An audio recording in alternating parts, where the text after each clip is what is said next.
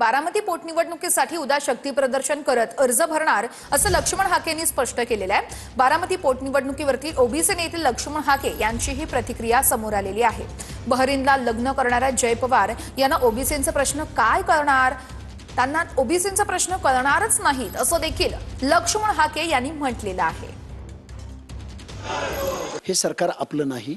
बहरीनमध्ये लग्न करणाऱ्या जय पवारला आमच्या गावगाड्यातल्या वाड्या वस्त्यावरती जिरायती भागामधल्या लोकांचे काय प्रश्न आहेत, तरुणांचे काय प्रश्न आहेत, बहरीनमधून जाऊन तिथून सुटतात का?